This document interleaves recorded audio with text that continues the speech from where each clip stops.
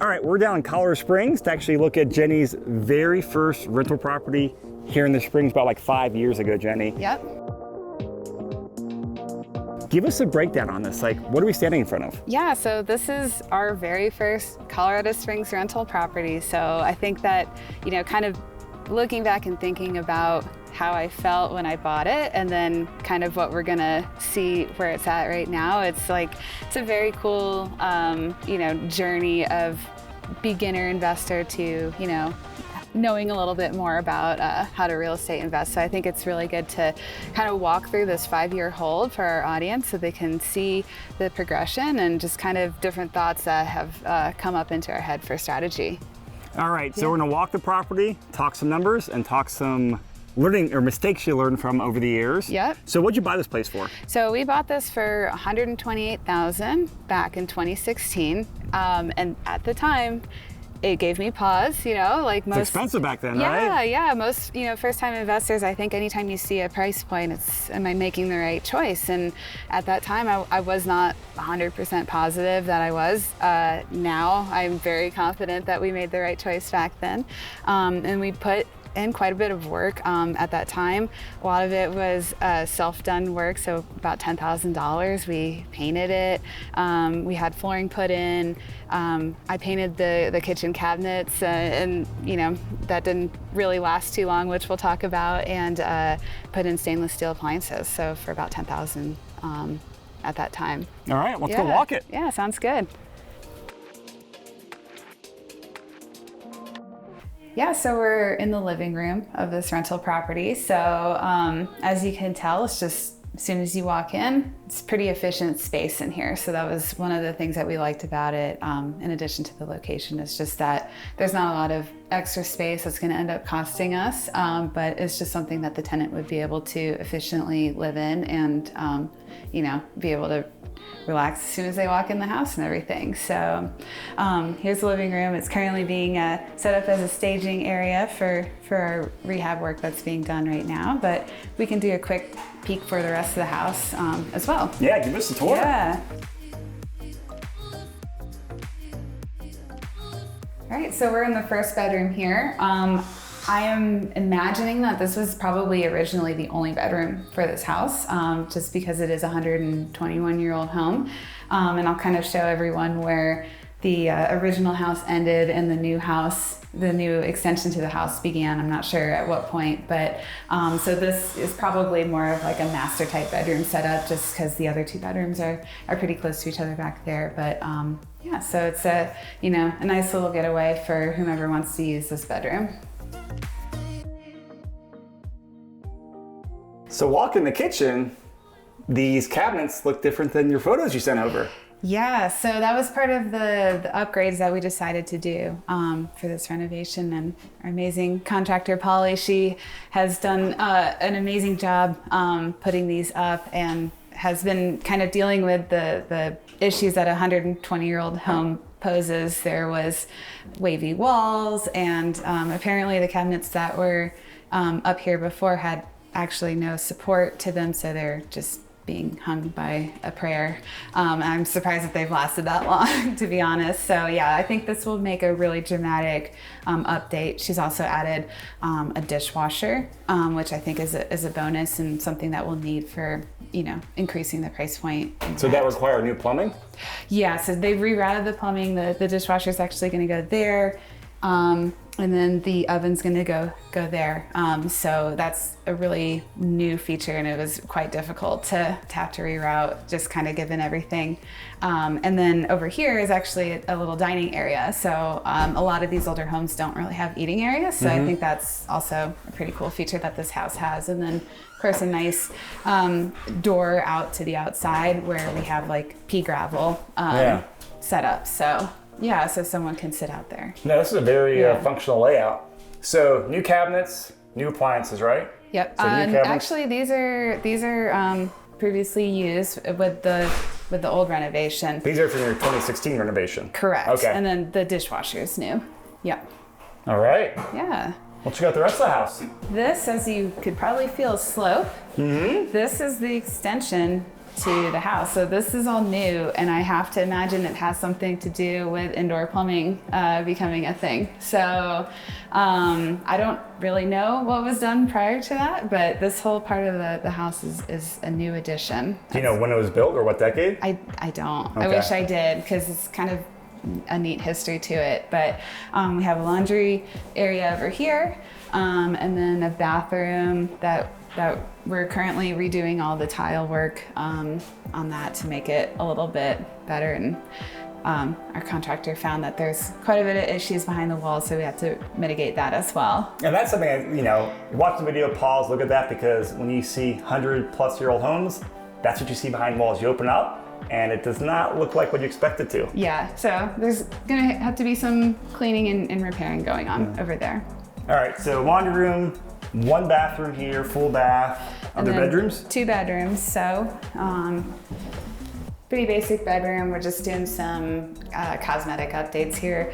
New floor vent cover. The track on the closet was a little wonky, just, probably after 5 years of being a rental, so that's gonna have to get kind of retracked and everything, but nothing major in here. And then the other bedroom looks basically identical to this one. All right, so your contractors kicked this out to actually do some work. Now, let's talk some. So you bought this place 5 years ago, big chunk of money at the time. Yeah. But what did you rent it for, and what was the tenant like the last couple of years? So we had originally budgeted $1,100 a month in rent, and kind of as I do, I tend to under budget. When we actually went to go rent it, we put up for $1,200, and we got an excellent tenant in here. She lived in here for almost 4 years. And then most recently, we rented it out for $1,400 a month. So over that 5-ish year, that's about a 4% average rent increase over those 5 years. Which is right in line with historical norms. Yep. Surprise, surprise. So before we get into more of the numbers here, let's talk about the one thing you can't remodel on a property, which is the location. Yeah. I'm not a Springs expert like you are, but driving down here, we drove through downtown, drove past the soccer stadium. It's really close to lots of cool stuff. Yeah. Like, why do you like this area? What's the location? Yeah, so at the time I bought it, it was not really as, illustrious as it is right now. It was a little bit of a developing type area, but I could see it was in the path of progress. I could see that downtown, and especially the south part of downtown, had a lot going for it, a lot of development plans going for it. So that was really exciting, and it's just right adjacent to it. So that, to me, I had a lot of confidence that the city was going to continue to grow, and that there'd be a lot of interest in this area. And thankfully, I was right on that estimate. So I'm pretty happy about that. Yeah, from right here where we're standing, you got pretty much brand new homes over here. We see Crane in downtown over here. We see Pikes Peak. A lot of old homes down the street here that have been, some are dilapidated, some are getting knocked over, like lots of change going on. Yeah. And that's why you can't change the location of it. Exactly. So you came here, obviously you're doing a bunch of remodels. Walk us through the numbers on what you're doing and some of the mistakes you've made from that first rehab you did and lessons learned. Yeah, so I think it's probably important to back up a little bit and kind of give you guys a flavor of where this house has progressed, I guess, numerically. So we did a BRRRR on this property after we bought it for the $128, put $10K into it. We did a BRRRR on it, so we were able to take all of our initial cash outlay back out. And then last summer, when rates were dropping, we did another cash out refinance. So we pulled out $45,000 from that. So that kind of gave me confidence that, hey, this neighborhood is, seeing a lot of evolution. I think that if we kind of make the home a little bit more elegant inside, we'd be able to kind of meet the trend that's going on, and we'd be able to capture that via rent rates. We're updating the kitchen, updating the bathroom, and along with landscaping. We put down hardscape, so there's less maintenance for tenants, and just kind of, sprucing it up so that it's looking more attractive to potential tenants. So what's the budget for all this? So I went in with the assumption that for $20,000, I'd be able to increase rents $200 to $300 a month from that $1,400. So I know we'll go into kind of the thought process of my return on investment on a different episode, but yeah, that was kind of where we're going with that. And something that I think is important to point out is that, over 5 years of holding this property, through cash flow, appreciation, both forced and natural, we have a lot of different options available to us now. And that's kind of why I really like real estate. There's so many different things that we could do to this home, so many different ways we could utilize this home to do other things, so it's just kind of exciting that way.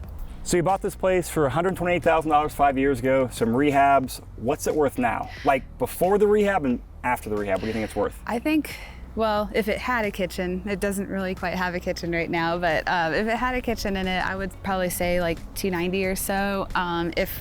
Once everything's done, I think it would be over $300.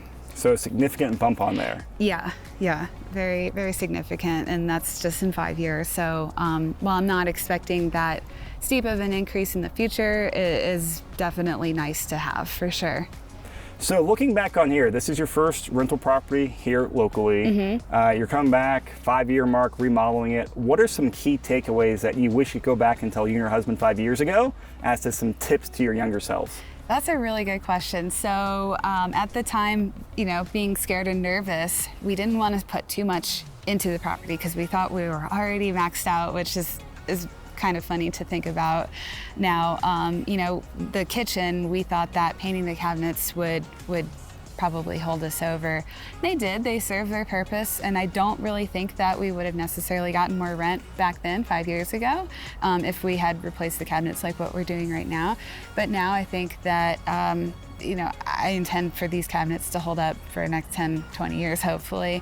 And hopefully that will kind of progress for the future. Same with hardscaping, same with the bathroom tile. We just kind of put a glaze over it and hoped for the best, and it had definitely been showing its age at that point, so it's time for a remodel on that. So we actually used all three of those kind of learning points that we're like kind of on the fence about for our second burr that we ended up doing. We ended up putting the hardscape down, we ended up doing new tile in the bath, ripping out the kitchen, that sort of thing. So, and I've been in that house more frequently than I've been in this house, and that one has definitely stood up over the last 4 years that we've had it. So I think that kind of tested, that was the experiment for us, because we had to do that one out of necessity, not necessarily this one. So I think that's kind of the catalyst to, okay, maybe we should, go ahead and get some more durability and more elegance going in there. So what's the cash flow numbers like?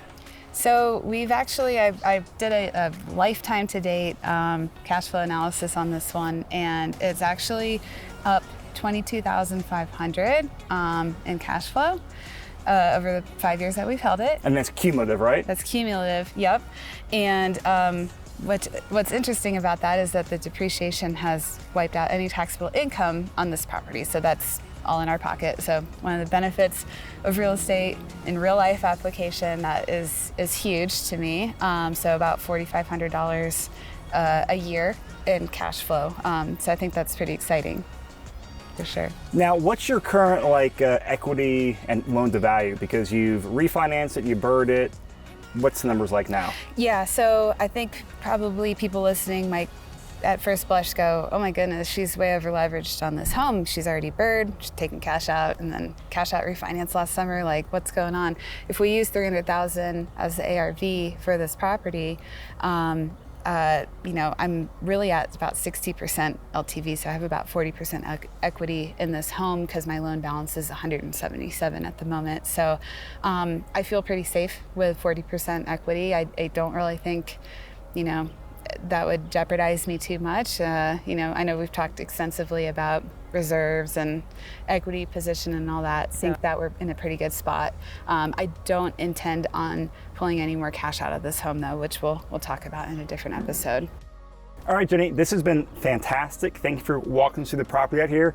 Now, viewers, if you guys like this video, make sure you like it, subscribe, leave a comment, give us feedback. We're doing more of these property walks We like doing them a lot. And make sure you stay tuned, because in our next video coming out in Colorado Springs, we're actually going to go through and talk about the different options that Jenny has from a financial standpoint.